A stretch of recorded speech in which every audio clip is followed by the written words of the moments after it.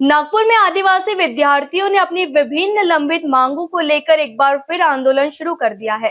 विद्यार्थियों ने नागपुर स्थित आदिवासी अपर आयुक्त कार्यालय के सामने धरना आंदोलन शुरू किया है।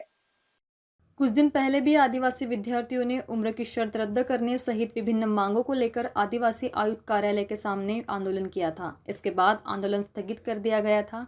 हालांकि मार्गों पर अपेक्षित कार्रवाई न होने के चलते विद्यार्थियों ने दोबारा आंदोलन शुरू किया है।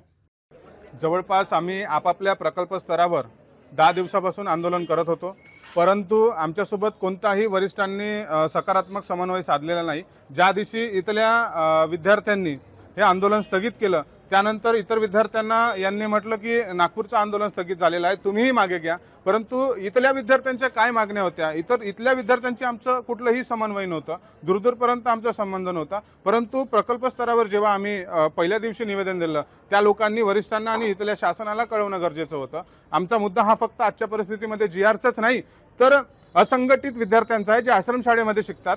जे 2 वर्षामध्ये जो आकडा समोर आलेला आहे हा अतिशय दुर्दैवी आहे, अतिशय दुर्दैवी घटना घडलेली आहे। जप्तलाईचा एक विषय आहे, 12,500 पदभरती असो, बिंदू नामावलीचा विषय असो की डीबीटीचा विषय असो, अशा असंख्य मागण्यांना घेऊन आज आम्ही प्रत्येक महाराष्ट्रामध्ये आंदोलन उभं केलेलं आहे। आणि जोपर्यंत इतर जिल्ह्यातील विद्यार्थी प्रतिनिधींशी समन्वय होणार नाही, तोपर्यंत हे आंदोलन आम्ही कायम ठेवू। आंदोलनकारी विद्यार्थियों ने डीबीटी सहित उनकी विभिन्न लंबित मांगों को जल्द से जल्द पूरा करने की मांग की है। विद्यार्थियों का कहना है कि जब तक उनकी सभी मांगों का समाधान नहीं किया जाता, तब तक उनका आंदोलन जारी रहेगा।